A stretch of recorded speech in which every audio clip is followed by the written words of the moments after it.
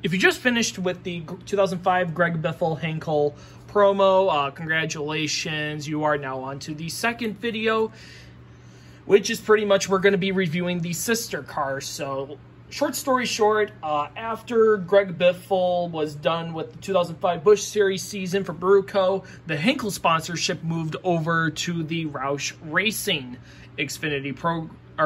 Busch Series, Xfinity Series program with none other than Carl Edwards. When they announced this in December of 2005, Henkel announced that they would be sponsoring, if I recall, I think it was 6 to 8 races on the schedule. Only one of these schemes was produced, but it was a bit different than how it ran and then how the diecast was distributed. But today we're going to be looking at Carl Edwards' 2006 Dep Sport Henkel Ford Fusion for Roush Racing. So this was another promo that you could buy, but this was actually a baggied promo that would come with Dep Sport Conditioner. So kind of funny how you were able to buy this with hair conditioner back in the day. Now this was, remember, this was the mid-2000s. You could get promos, you could get NASCAR diecast promos any certain way during that time. I mean, through cereal boxes, hair product, oh my god, pain relief medicine, like pain medicine, like Aleve and other stuff, Tylenol, Prilosec. You were able, Nicorette even, you could get a diecast pretty much in anything like that. And this was a pretty cool way to demonstrate it. As I stated before, this was the only like Henkel car that was produced.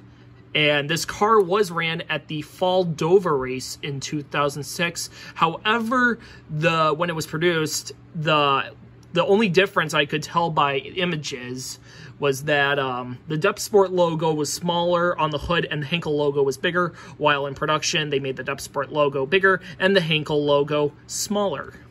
But once again, you got, as I stated before, got the Dep Sport Conditioner. It's every man's style. Along with the Henkel logo, the colors itself, black, white, and red. I just put I put the Biffle one in a just a temporary box to get it back home. But look at how the schemes are pretty much the same, to be honest. Like they didn't really change the scheme that much, but I don't blame it because it's such a solid scheme. I love how they presented the scheme.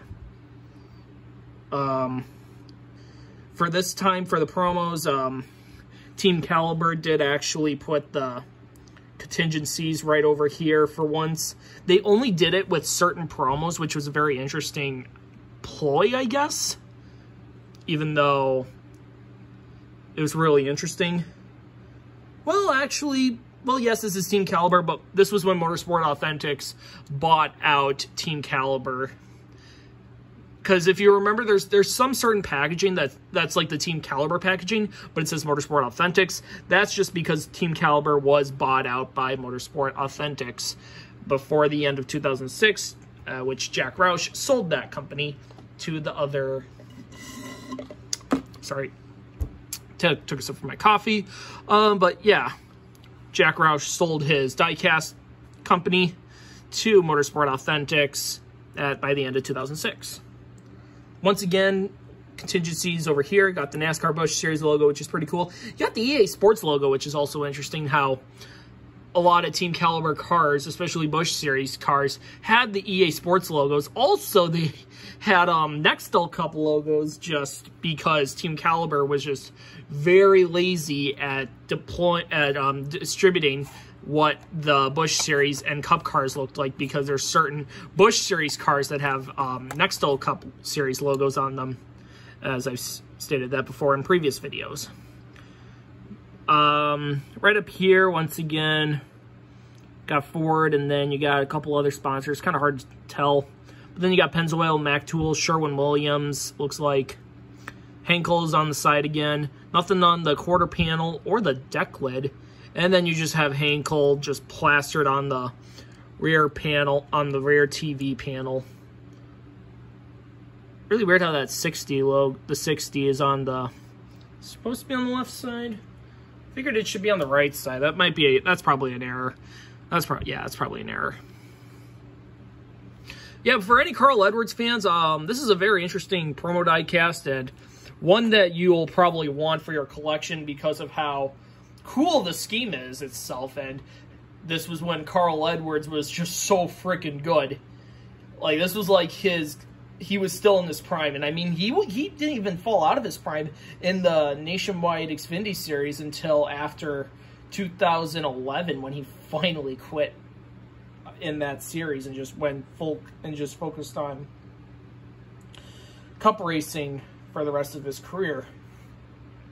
But anyways, thank you so much for watching this diecast review. Comment, like, subscribe, hit the notification bell for brand new videos. Share them with others. I'd really appreciate it. And I'll see you in the next diecast review. Take care, everyone. Have a great rest of your day.